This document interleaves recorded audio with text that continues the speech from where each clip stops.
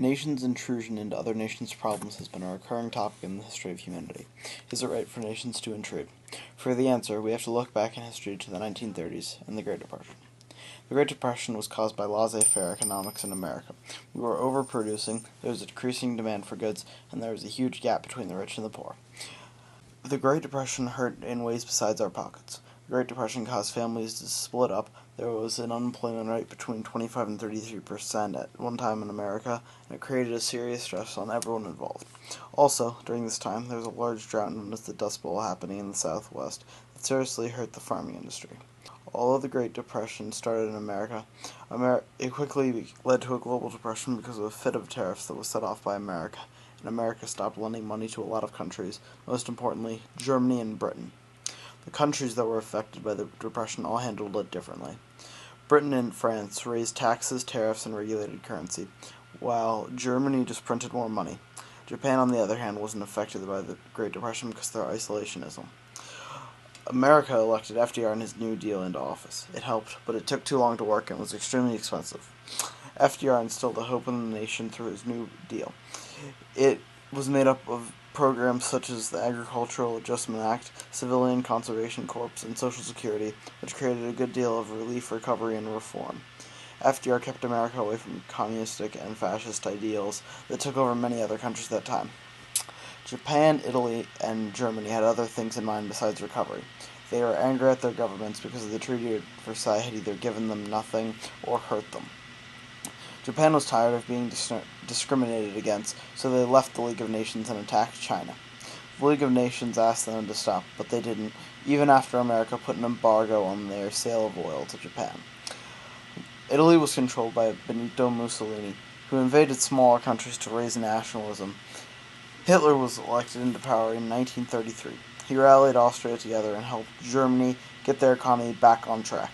In 1938, he threatened to invade Czechoslovakia, and the British and French gave Germany the Sudetenland to avoid another war, while America continued its isolation by having Congress pass 3 laws prohibiting the selling of arms and the distribution of loans to any country at war. America slowly became more involved in the war, when the Lend-Lease Act and the Atlantic Charter allowed America to trade with Britain and to aid any nation that was in a war, if it was imperative to America's national security. On September 1st, 1939, Germany invaded Poland. This marked the start of World War II. Germany used a new offensive method called Blitzkrieg. It was where the Germans would first fly over with planes and bomb the enemies, then send in tanks, and finally bring in the infantry. Britain and France said that they would help defend Poland, but Hitler saw through their bluff and proceeded to take over Western Europe. He took over everything except Britain. Britain, because of its geography, was not as susceptible to Blitzkrieg as the other nations were. So Germany stayed at Phase 1, which was air raiding Britain. This was known as the Battle of Britain. In 1941, Hitler gave up on Britain and attacked Russia. This broke the 10-year non-aggression act that Hitler and Stalin had secretly made. Later that year, Japan launched an attack against the United States at Pearl Harbor to stop America from interfering with its empire ambitions. Congress declared war on Japan, and the U.S. got into World War II. America, getting into the war, changed the lives of everyone. The war required everyone to participate, whether you were actually fighting, rationing your food, or producing supplies. With World War II, unemployment and poverty basically disappeared. Just as in World War I, there was propaganda. It urged people to do everything that they could for the war. Minorities were especially helped during the war. It gave them job opportunities, and there was almost no discriminating when hiring. But not everything was good for minorities. Many Japanese Americans were taken to internment camps because they were said to be a threat to national security.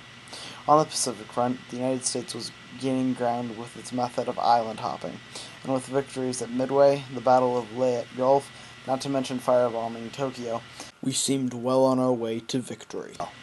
But we learned that the Japanese were fierce and would never surrender. America also started to view the Japanese as animals because of their inhumane treatment of our soldiers. Back in Europe, the tide was starting to turn. The Nazis had been unable to take Stalingrad, and they were forced to retreat to Berlin. Next came D-Day, which was a massive invasion of Normandy by Allied forces. This was when the war truly started to go the Allies' way. The American and British forces met with the Russians in Berlin. 5 days later, Hitler committed suicide, and then 8 days after that, the Germans surrendered. New technology was being developed in America, and it was known as the atomic bomb. On August 6, 1945, an atomic bomb was dropped from the Enola Gay on Hiroshima, Japan. When there was no response, America dropped another bomb, this time on Nagasaki. Japan then surrendered and formally signed a peace treaty. The Allied forces were just starting to find camps filled with German undesirables, such as Jews, gypsies, handicapped, and homosexuals. They had been forced to live in horrible conditions, and millions had been killed. As reparations for the poor treatment of the Jews by the Germans, Britain gave the Jews Palestine, their Holy Land. Other troubles followed for the Allies. With the division of Germany, it soon became an Eastern and Western front, and the race to stockpile weapons led to the Cold War. After hearing all this, it may seem obvious that although there has to be some interference, intrusion should be stopped when things seem to be settled. Although, you can't create peace through force. As Martin Luther King Jr. said, "War is the poorest chisel for peace."